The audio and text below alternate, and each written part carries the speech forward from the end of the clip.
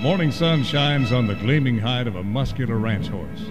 The aroma of bacon and coffee drifts from the wood cook stove at a cow camp. Silver spurs jingle as the men and women of the West get set for another day in the saddle. From the heart of Canada's finest ranching country, this is the Spirit of the West with rancher and horse trainer Hugh McLennan and his collection of music, poetry, and conversations with the folks who live and work with horses and cattle in the Spirit of the West. When cowboys get together for some conversation, now let's say you've spent the morning gathering yearlings and you've got them panned and sorted according to weights and quality. Now you've got some time to wait before the cattle liner arrives. Well, that's when the conversations usually revolve around good horses, good cattle, and sometimes cow dogs. And a good cow dog is, or can be, worth his weight in gold. Some of them are better than a couple of riders, and in rugged, heavy timbered country, they can save your horse a lot of miles. But have you ever wondered how the world looks from the dog's point of view? Well, you'll find out today. How was I to know it weren't no burglar? Tain't my fault, now 'tis it. But now I'm locked up in the wash house when the preacher comes over to visit. That's the fine cowboy poet from Kansas, Jack DeWerff, and today you'll hear one of his best-known pieces of cowboy poetry, Seeing the World from the Dog's Point of View. And Jack and I will also discuss another subject he writes about quite a bit, the difference between the Hollywood movie cowboy heroes and the real working ranch cowboys, and I think you'll find that kind of interesting. And Baxter Black has come up with a whole bunch of comparisons, expressions if you like, to sort of illustrate various degrees of intelligence and make a comparison to well-known animals. Smart as a trainload of sheep, smart as a wheelbarrow of turkeys. And many more to come. Lots of interesting items on the Rangeland news, including this one about the rapidly disappearing population of honeybees. So if they're placed in an area without forage, they simply can't collect enough food to build a colony up in the summer. On the horse training file, I'll look at a number of things that, boy, I wish I'd learned years ago. They would have made it a lot easier on all the colts I started and on the horses I rode.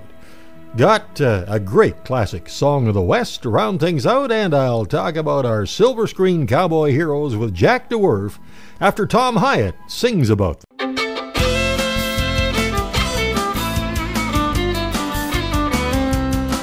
Well, I remember all the Western movies I saw when I was just a lad. The good guy was the hero, the villain was always bad. All of us would know at the start of the show how the movie was gonna end. The bad guy was gonna lose the fight, the good guy was gonna win. Times have really changed since then. I saw a movie last Saturday night. The good guy was on the losing end and the bad guy won the fight. This old world keeps on changing. Some think it's gone too far. Who we need today, leading the way, are those silver screen cowboy stars and those rough riding cowboy heroes who taught us wrong from right. Rode with us through hot summer days and filled up our dreams each night.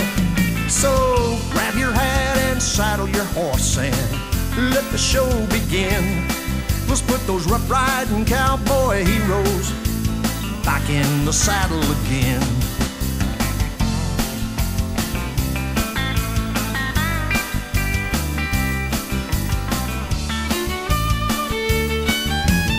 I remember Hoppy, Gene, and Roy chasing bad guys over the plains. On top of Champ and Trigger too, galloping over the range. Rocky and Rex, Gabby and Tex, Johnny Mac and the Wild Bill. The time is right for their return. Lord knows that we need 'em still.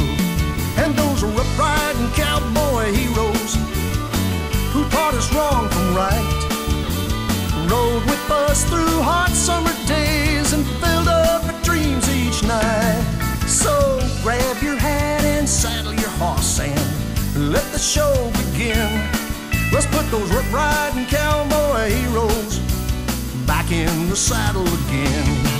So grab your hat and saddle your horse and let the show begin. let's put those rough riding cowboy heroes back in the saddle again. Tom Hyatt, man, they sure liked him when he came to the Kamloops Cowboy Festival a few years ago. Did a great job. Well, a number of years ago now, in Scottsdale, Arizona, at the Festival of the West, I got to visit with a well-known cowboy poet from Kansas who spent most of his life working with ranchers and cattle producers in one way or another.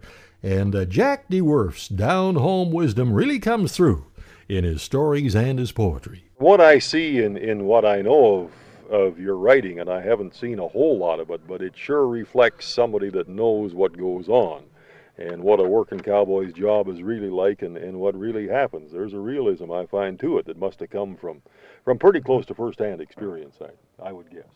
Well, people ask me whether these poems or these stories are all true, and I have to quote Mark Twain on that. He said, my memory is so good that I can remember a lot of things that never even happened. So, but I do really strive for authenticity in everything that I write. I don't know.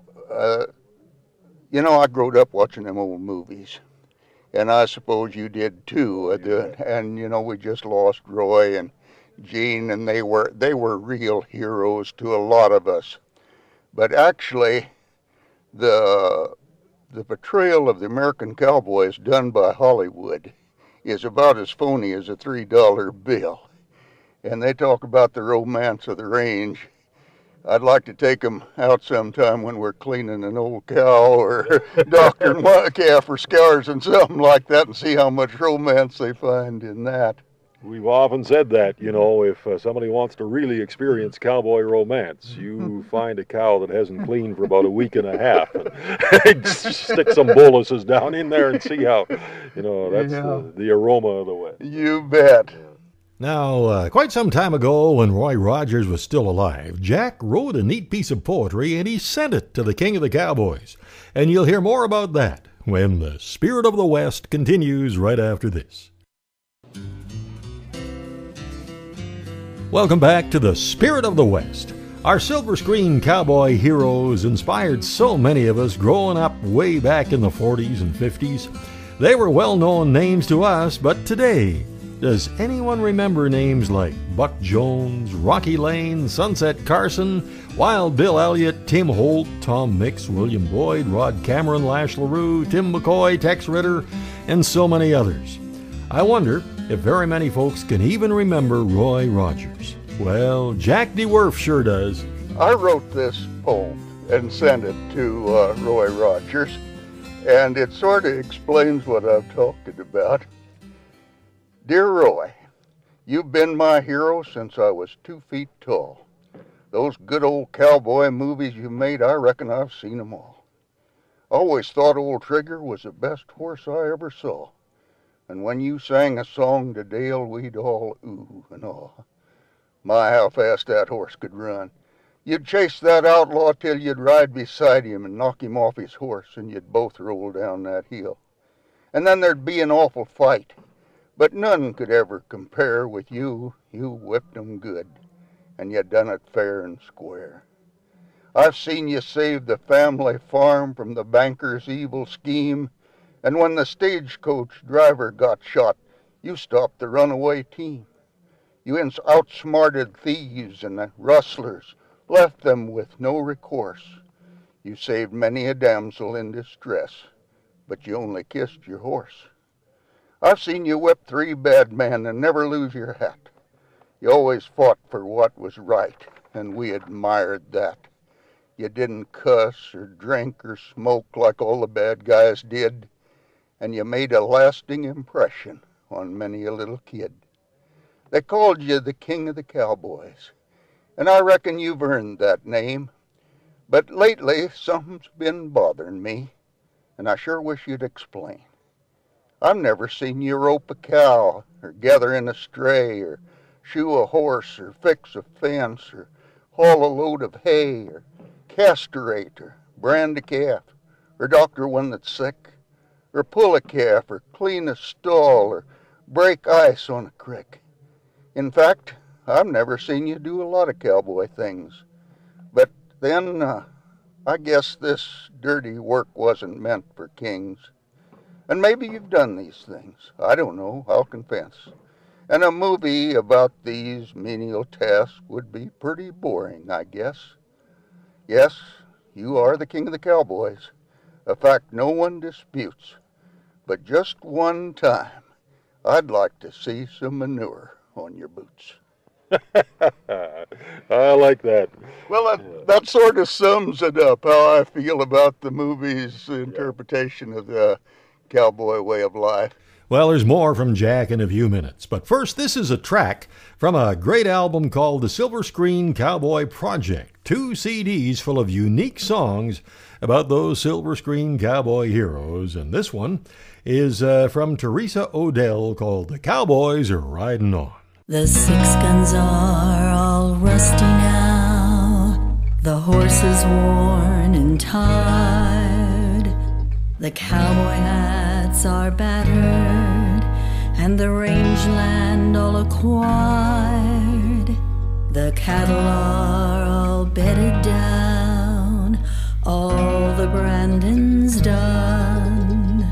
A commanding figure rides into the setting sun. All the cowboys are riding on. Some say their time has come and gone. All the cowboys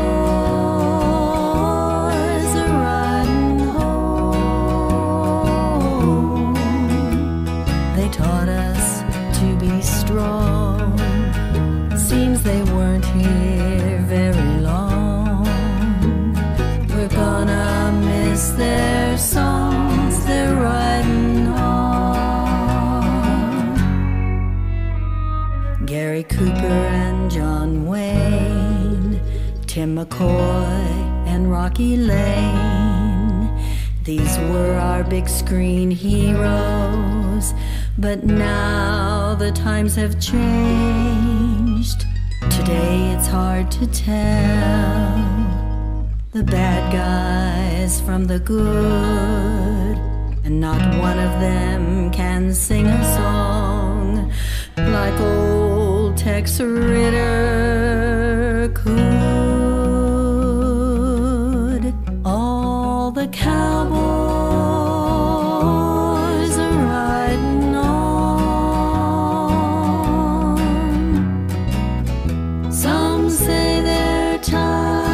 come and gone. All the cowboys are riding home. They taught us to be strong. Seems they weren't here very long. We're gonna miss their songs, they're riding home.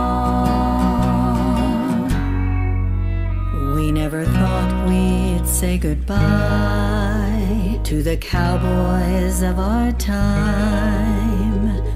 Roy and Gene and Eddie Dean still ride across our minds. Buck Jones and Lash LaRue, hard riding buckaroos. You cowboyed up, you made us proud, but you left us way too soon. All the cowboys are riding on. Some say their time has come and gone. All the cowboys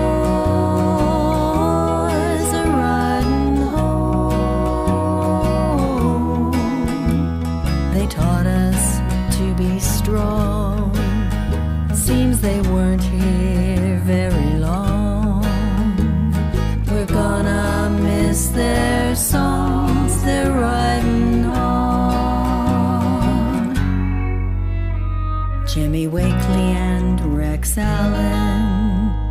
Money Hale and Johnny Bond.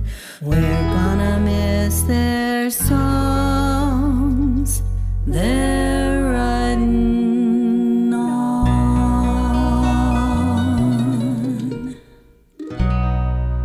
And now it's back to that conversation with Kansas cowboy poet Jack Dewar. There's a lot of young working cowboys coming up that it's so good to see them doing these things, but the public really doesn't understand much of that. That's absolutely true, and I would like to see, like, these festivals of the West and the different shows around really devote more time to actual working cowboys rather than singers and dudes that get dressed up in gaudy outfits or whatever. But I realize that this show is put on for the public, and it does give the general public that don't know anything in the world about the West a little idea of what it was like and what it still is, really. And yet, you know, my wife and I look after a bunch of cows up there on a big Crown Range permit, and we can go for 6 or 7 hours and not see a fence, and it's fairly rugged country, and every day is horseback with good horses. And we'll come back from a whole day of sorting and doctoring and moving cattle and everything, and those tired old ponies are unsaddled and brushed down and fed and turned out for the night. And we go in there, and I'll put a steak on the barbecue, and she'll make some popcorn, and we'll put in a video of an old Roy Rogers or Rex Allen movie, you know, and it's still kind of nice. It's still there, isn't it? It still has an appeal. Yes, you're absolutely right. I think we're all that way that growed up on that stuff. Next, Baxter Black has a long list of animal similes that relate to the intelligence of some folks we might know. Sheriff Jim Wilson has an Ian Tyson song, and then it's the Rangeland News when the Spirit of the West continues right after this. Howdy, friends. This is Baxter Black on Spirit of the West with Hugh McLennan with a little peek at animal similes. What holds the loaded 30,000-pound trailer to the heavy-duty truck? What holds the 38-foot RV trailer to the dually? What holds the 2-horse trailer with your daughter's favorite pony to the half-ton pickup? Well, the odds are it's a B&W trailer hitch, probably a turnover bowl, American-made, employee-owned, customer-tuned, and proud of their part in America's greatness. B&W, holding things together down the road. Since human beings began interacting with animals on Earth, originally as prey, I would guess, humans I mean, and then we became hunters, we have become students of these animals' behavior. We tamed them, domesticated them, taught them tricks, and they have become an essential part of our life. Animals have many uses. Traditionally, they're discussed as to their purpose, i.e., a source of meat, milk, or a beast of burden. Other categories include as a pet, as a show steer or show dog, or possibly an object of worship like Free Willy. But one of the most significant ways in which animals have contributed to the civilization of mankind is as a simile or a metaphor. Strong as a lion, graceful as a gazelle, sly as a fox, crazy as a loon, nosy as an elephant, and cute as a bug's ear. Certain animals convey feeling, gentle as a kitten, mad as a hatter, fat as a tick, slicker than silk pajamas on a garter snake. Well, plant life also offers itself up as subjects for metaphor and simile, but plants never seem to have the same dramatic effect. They fought like apples and oranges. Quit squashing around. A jello mold in the hand is worth 2 in the bush. What's good for the kumquat is good for the kudzu. The Trojan radish. The kelp whisperer, the dandelion king. See what I mean? Flora just lacks the zip that fauna can deliver. Well, there are those times in our lives when we're surprised or insulted and we need the perfect animal rejoinder. But unfortunately, we can't think of one. Snappy animal comebacks are useful in the category of damning with faint praise. Such as, smart as a trainload of sheep, smart as a wheelbarrow of turkeys, smart as a bucket of night crawlers, witty as a team of oxen, charming as a fruit bat, clever as a cedar stump, regular as a three-toed sloth, deep as a housefly's thoughts, welcome as head lice, romantic as a hippo's kiss, and handy as wings on a liver fluke. See how much nicer animal similes are than just saying, Sometimes Baxter's dumber than boiled gravel. This is Baxter Black on Spirit of the West with Hugh McLennan, brought to you by B&W Turnover Bowl. The Stony Plain Cowboy Gathering is August 19th to 21st at Heritage Park, Stony Plain, with a great lineup of entertainers, including Eli Barzy, Jackson McKenzie, Ed Peekycoot, Doris Daly, Ryan Fritz. It's raining in the saddle, the wind's in your face. Celebrating cowboy traditions through music and poetry for 24 years.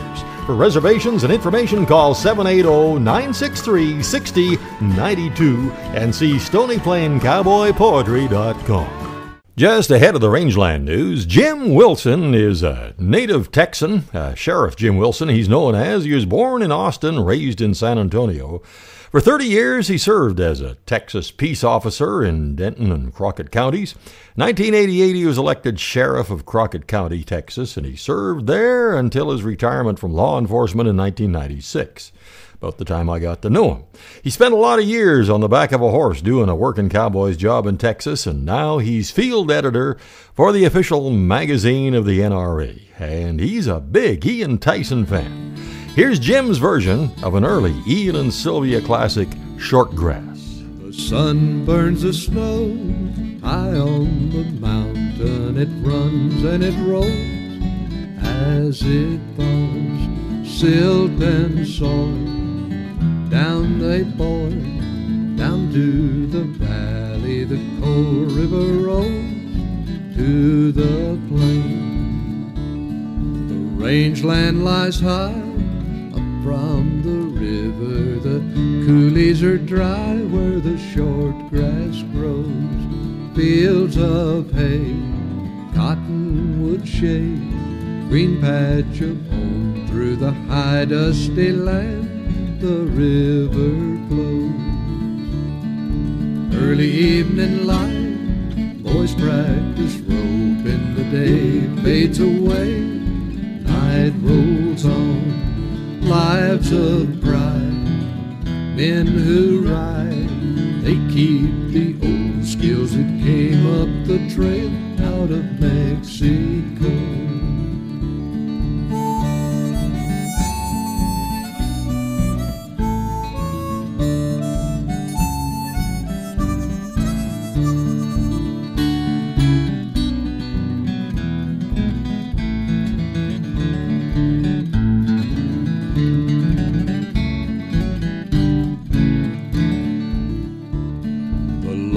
River winds through green years and dry years. Brand them in the spring, ship them in the fall. A new coat folds, a mare grows old. Cycles of changes in this changeless land where the short grass grows. In this changeless land where the short grass grows.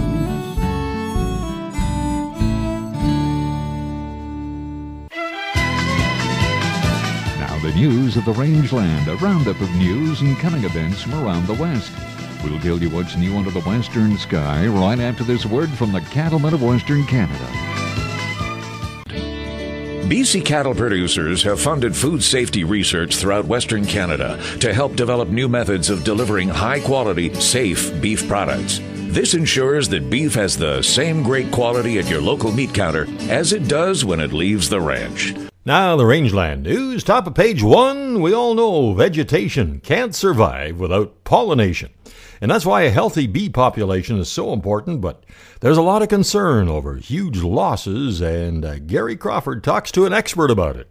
The nation's beekeepers still suffering huge bee losses. Between April 2015 and 2016, they lost 44% of their colonies, and this has been going on for several years now. Researchers working hard to find out exactly what's stressing out the bees and get them back on track. Jay Evans runs the USDA Bee Lab in Beltsville, Maryland, and at USDA's Pollinator Festival, he told us there are 3 major stresses on bees. One is biological, different parasites and pathogens, including the varroa mites, and those have been harder and harder to control, and we know they're transmitting viruses. They're actually having a huge impact on bees. And then nutrition, how much food they can gather in the particular environment in which they're placed. So if they're placed in an area without forage, they simply can't collect enough food to build a colony up in the summer. And there's also some degree of chemical stress, both chemicals that beekeepers have to use to treat disease and possibly chemicals in the environment that the bees are picking up. He says researchers are working on all of these angles, including breeding a more resilient bee. Gary Crawford for the U.S. Department of Agriculture, Washington. Access has been opened for Canadian breeding cattle in Turkey. Canadian breeding cattle will be traveling a long ways in the near future. Access to the market in Turkey has now been announced. The Canadian cattle industry estimates that gaining this access, which opens immediately, will be worth about $4.5 million per year, offering the potential of being a top export market for Canadian breeding cattle. And if you're planning to haul any of those cull cows to town, keep in mind at the BC Livestock Co-op in Kamloops, there's no sale July 26th. And no sale on August the 2nd. There will be a sale, of course, on August the 9th. Farms and ranches all over the country depend on well water, but recently there's been a number of laws enacted to deal with wells that are either abandoned or orphaned. According to the Farmers Advocate Office, there's some confusion around the difference between orphaned and abandoned well sites. The word abandoned conjures up an image of something that no one is responsible for, but that's not necessarily the case with an abandoned well. An abandoned well is one that an operator has no future plans for and no longer needs for development. To be considered abandoned, the operator must take measures to ensure public safety in accordance with formal requirements of the Alberta Energy Regulator, including cutting and capping the well bore. And according to the AER, there are approximately 151,000 abandoned wells in Alberta. An orphaned well is one where the operator has become defunct before reclamation and there are no parties with a working interest left to complete the end-of-life requirements. And in this case, the Orphan Well Association undertakes the suspension, abandonment, remediation, and reclamation work for these wells through levies paid by industry. That's in Alberta, and the OWA currently has a list of 768 wells to be abandoned and 755 under reclamation. For more information, you can see the document 10 Things You Should Know About Reclamation on the FAO website at www.farmersadvocate.gov.ab.ca. Last month, Ryan Hurlburt of Saskatoon Livestock Sales won the 2016 Livestock Market Association's annual auctioneering championship. Reserve championship went to Kirk Goldsmith of Dryland Cattle Training at Veteran, Alberta. Ryan bettered his third-place finish over last year by claiming the 2016 championship. Kevin McCarter of Brussels Livestock was recognized by a vote of his peers as the most congenial auctioneer and recipient of the Jim Raffin Memorial Buckle. Jim Raffin, of course, the father of the well-known Donnie Raffin at Valley Auctions. The Spirit of the West cruise has made 4 trips to the Panama Canal, and on our 2014 trip, we got to observe construction for the big expansion project firsthand, and at that time, it had a long ways to go. Well, the expanded Panama Canal is just about done, and it's expected to slash global shipping costs by about $8 billion a year. The expanded canal's new third lane can accommodate ships more than twice the size of vessels before pre-expansion. That means they'll be able to haul a lot more soybeans, canola, grain, and whatever through the canal.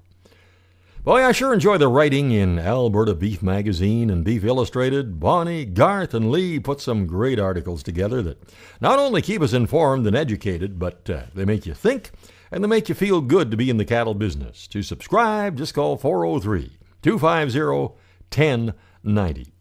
You know, there's always lots happening at the Innisfail auction market with regular cattle sales every Wednesday, horse sales twice a month, and as you look forward to bringing in those yearlings and finding a way to market them, you might want to check with the folks there. Find out more at InnisfailAuctionMarket.com. And that takes us down to the final item. I was checking with my neighbor, the young single guy, about how his weekend went, and he said, "Oh, pretty good. I was watching the Blue Jays game at the bar, and then the waitress hollered, 'Does anyone here know CPR?'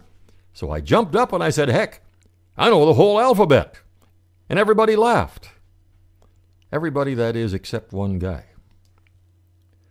And that's the Rangeland News. Coming up on the Horse Training File, I'll share some of the things I wish I'd learned years ago when I was starting a lot of colts and riding outside horses for the public. They would have made things easier on me and a way better for the horses. That's next, when the Spirit of the West continues right after this. Welcome back to the Spirit of the West. Boy, if I'd learned some of these things back when I was starting a lot of colts and riding horses for the public, they would have made things a way easier on me and a lot better for the horses. I'll tell you what some of them are on the horse training file coming right up. Now, just in case you haven't heard, the next Spirit of the West cruise is going to be taking place a little less than a year from now, June 2017, and we are going to Alaska. That's right, Billy and I will be hosting a great group of Spirit of the Westers aboard the beautiful Holland America ship, the Noordam. We sail out of the spectacular Vancouver Harbor. We visit Ketchikan, Juneau, Skagway, Glacier Bay, and then we'll have 2 spectacular days of sightseeing in Denali National Park, and then we'll board that amazing McKinley Railroad with their sightseeing dome cars and hopefully get a good look at North America's highest peak, Mount McKinley, and then we go on to Anchorage. We'll have lots of Western music concerts and sing-alongs, great food, and it's, well, I know a lot of folks have been putting this trip on their bucket list for a long time. And the whole package just includes a lot of stuff: private group gatherings, all port government taxes, all onboard meals, entertainment, room service, special group receptions, and the special Spirit of the West gift, and of course our Spirit of the West t-shirt, and also our special Spirit of the West tour in Juneau. And here's something else: if you'd always wanted to take a nice long train trip, we have an optional Rocky Mountaineer rail package to travel from Calgary to Vancouver or Edmonton to Vancouver, available on request. Our whole schedule with all the prices and everything else is available on the cruise page at our website, hugh-mclennan.com. And you can get all the information at the toll-free number 1-800-530-0131.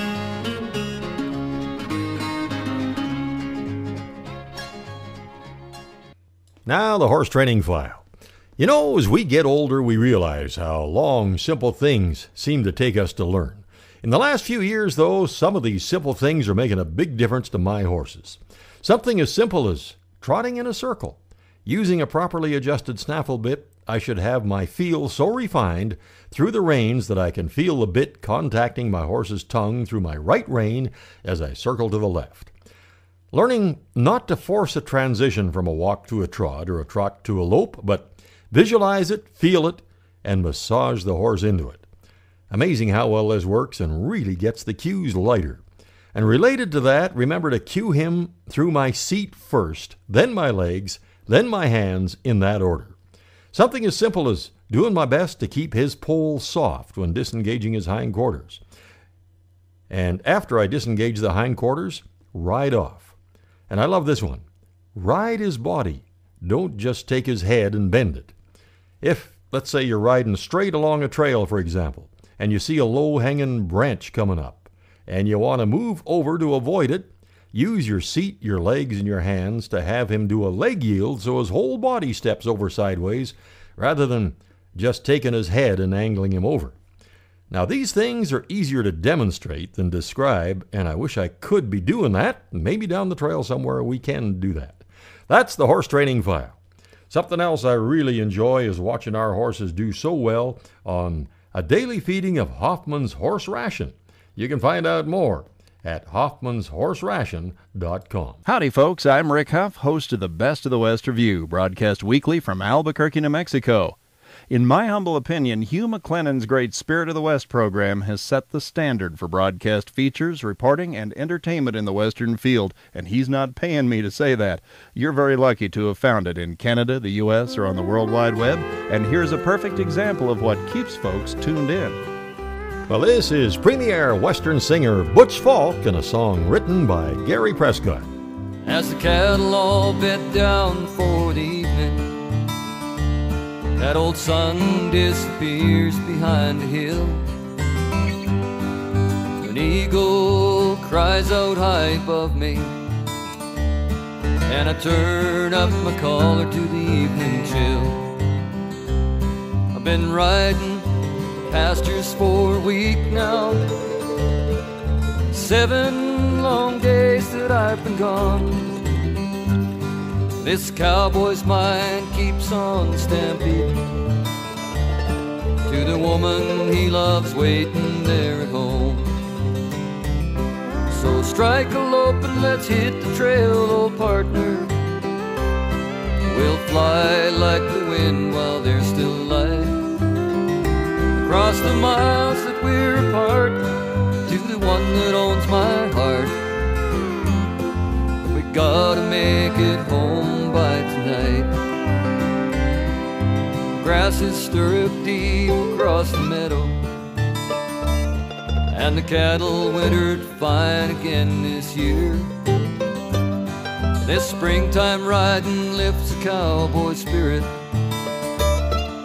The master's touch is everywhere out here. The flowers on the hillside are blooming. Winter's cold is just a memory. It's got this cowboy dreaming of a sweetheart and one last kiss beneath the live oak tree. So strike a lope and let's hit the trail, old partner. We'll fly like the wind while there's still light, across the miles that we're apart, to the one that owns my heart. We gotta make it home by tonight.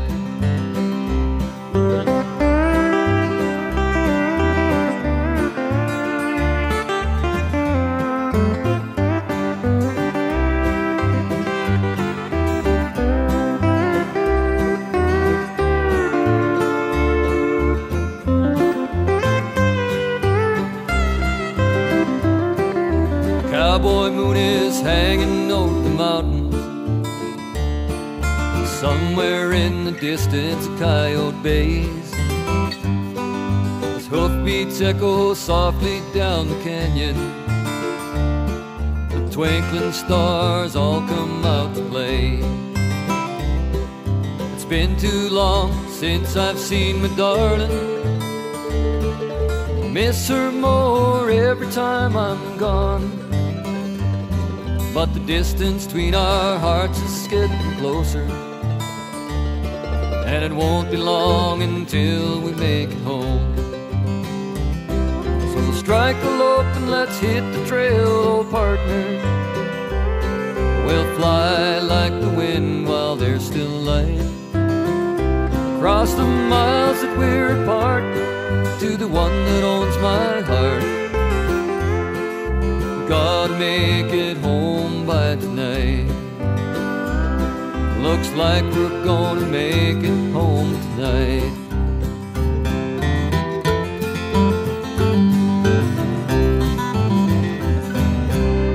Billy and I are really looking forward to being at the 40th annual Ivan Danes Country Music Picnic, August the 10th to the 14th at the Danes Ranch, just out of Innisfail, Alberta. Big stars like Lacey J. Dalton, Rex Allen Jr., and so many more.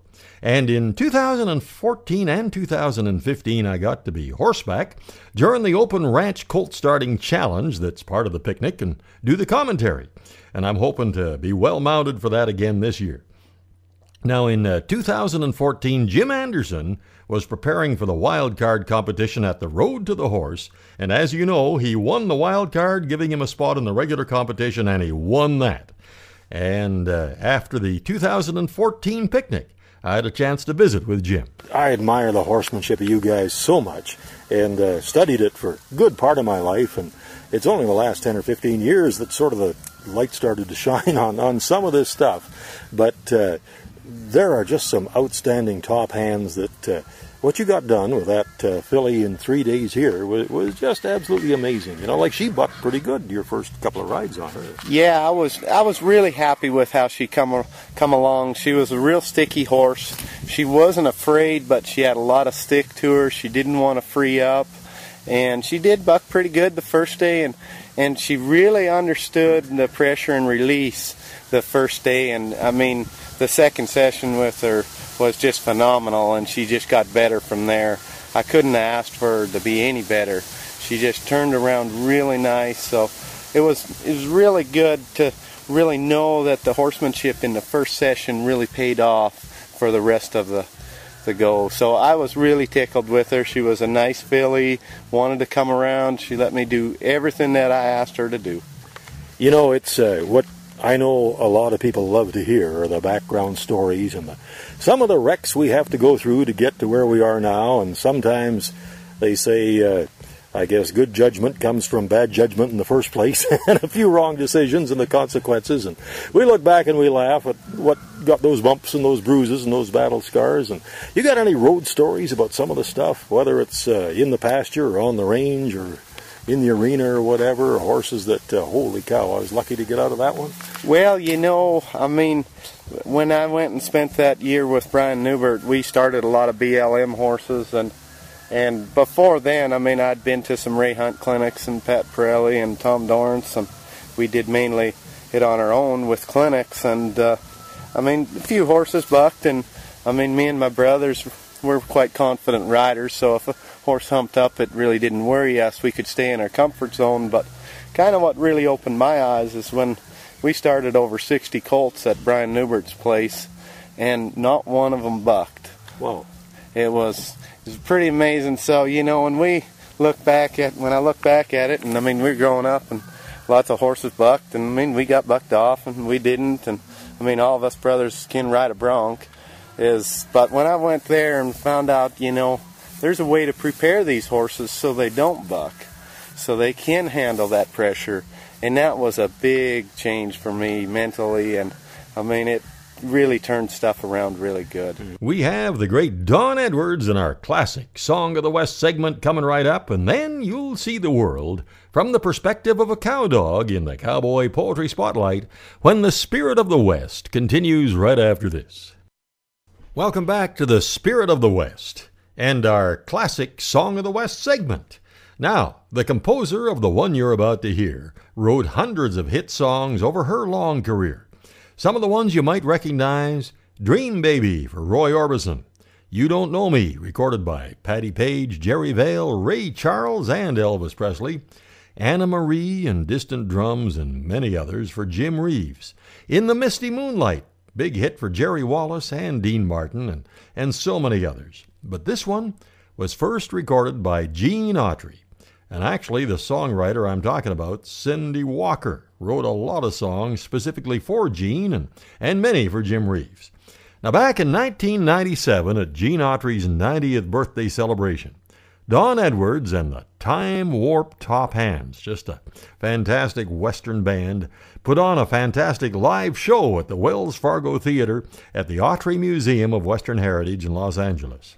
So here's the Cindy Walker song they did live, and what a job they did on Cowboy Blue. Had me a gal in Tulsa, I thought she was my own, but she up and left me for a waddy from San Antonio. She didn't even tell me she was leaving me. I'm just a lonesome cowboy down in the cow country. I got the cowboy blues, as blue as I can be. And that old howling at the moon ain't got nothing on me. I got a long gone lonesome feeling I just can't seem to lose. I'm just a lonesome cowboy, just singing the cowboy blues.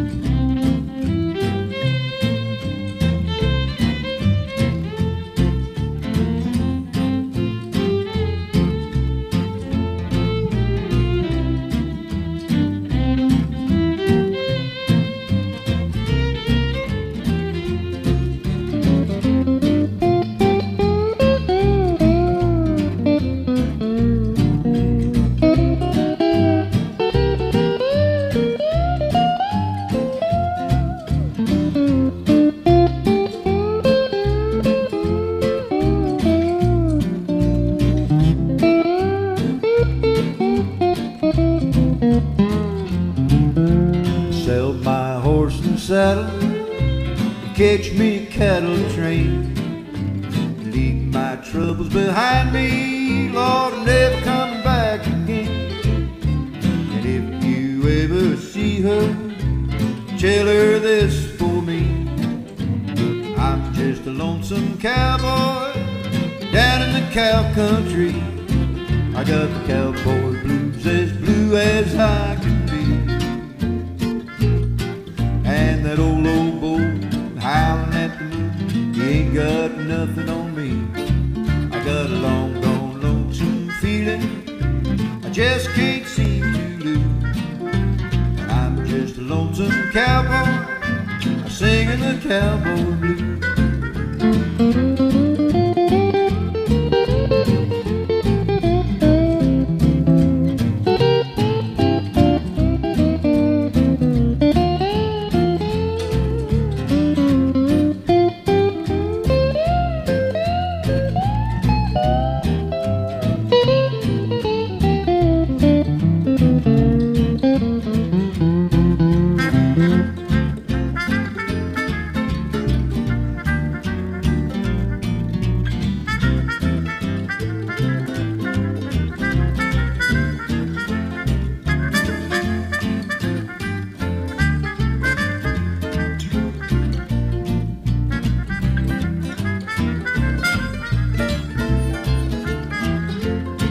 I got the cowboy blues, as blue as I can be.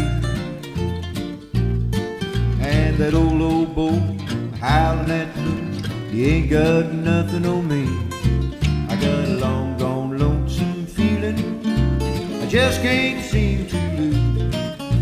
And I'm just a lonesome cowboy, I'm singing the cowboy blues.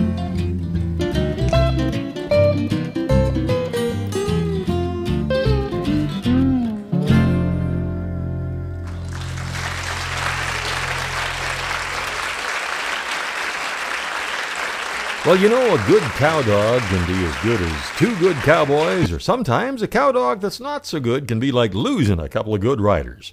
Now, Jack DeWerf has had some good dogs in his time, and he wondered if that dog could talk and describe the world as he sees it, what would he say? That's what I call this, is from a dog's point of view. My grandpa had a pedigree, but I guess you might say I'm a mutt. I sure don't like it when they call me a cur. That's kind of like a kick in the butt, but I'm just an ordinary, everyday dog. I don't claim to have much smarts. I howl at the moon, chase my tail, and I lick my body parts. My name? Well, now that's kind of a mystery. Just what it is, no one knows, 'cause this cowboy who claims that he owns me keeps making up names as he goes. All he wants is a cow dog who'll obey his every command, and the name he chooses to call me depends on how well I understand. Sometimes he'll call me good feller when things go along without a hitch, but let things go wrong and I get the blame, and he calls me a son of a gun. I can beep that out.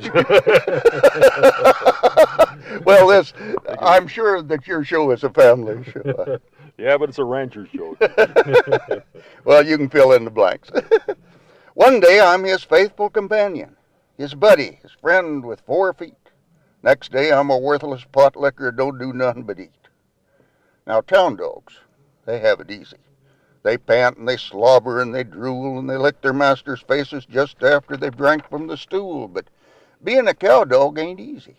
It's a battle you can't hardly win, 'cause this cowboy's seen too many movies about Lassie, Rennie Tin, and he thinks he can train me to be like him.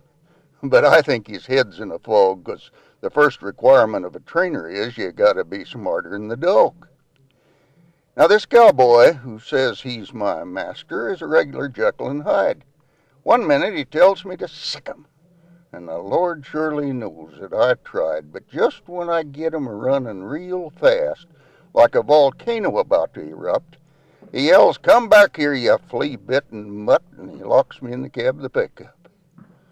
He got mad when we brought in the horses, and to me it never made sense. I had them suckers headed straight for the barn. 'Tain't my fault they run through the fence. Now, sometimes I'll ride in the front of his pickup. But if I have a gas attack, he cusses and throws me out the window and makes me ride home in the back. Sometimes he'll let me come in the house, and I'll lay at his feet by the fire, and then he gets up and goes to a nice warm bed and kicks me out in the cold to retire. And his wife, she's always complaining about dog hairs all over the place. She happens to be looking when I lick myself. She says I'm a terrible disgrace.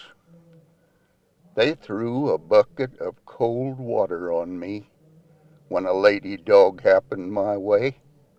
Now you'd have thought, being male, that he'd understand and be glad that his dog wasn't gay. I try my doggonest to please them. I try hard to win their respect. But instead of being petted and pampered, I get abuse and neglect. Like that time I treated that pussycat. You know, that one was raised in town. How should I know that stupid cat wouldn't have enough sense to climb down? When her owner come over to get her eyes was shooting out fire. She cussed me as she climbed to the rescue. I went and peed on her tar. Now, I try to be a good watchdog, 'cause that's part of the cowdog trade. But now I'm being punished for just one little mistake I made. Last month I bit a burglar, tore the seat plumb out of his pants, treed him up on the windmill. Boy, that sucker never had a chance. How was I to know it weren't no burglar? 'Tain't my fault, now 'tis it. But now I'm locked up in the wash house when the preacher comes over to visit. No, the life of a cowdog ain't easy when your master is tough and crude, but I can't help but like him when he gives me a can of dog food. 'Cause cowdogs, like cowboys, are quick to forgive. Their love affair grows through the years. I greet him each morning a-wagging my tail, and he bends down and scratches my ears. Oh, sometimes he's plumb aggravating, but it don't bother me a lot, 'cause tomorrow he'll brag to his buddies about what a hell of a good cowdog he's got. Isn't that right? Oh, Jack, this is fun. Well, thank you very much. I've enjoyed it. Well, thank you so much for making the ride, and I sure hope you can join us right here next week at the same time. And thanks again to Mark and Kathy McMillan, our fine Spirit of the West support crew. You can check out their beautiful place at meadowsprings.com. And if you have a chance, check out the Spirit of the West radio show Facebook page. You can find it from our website, hugh-mclennan.com. And if you don't mind liking and sharing it, that would really help us. Be sure to look for the latest issue of Canadian Cowboy Country Magazine at your favorite newsstand, or subscribe online at cowboycountrymagazine.com. Well, I gotta go saddle Stanley and move some cows. Till next week, I'm Hugh McLennan. Hope to see you down the trail somewhere real soon.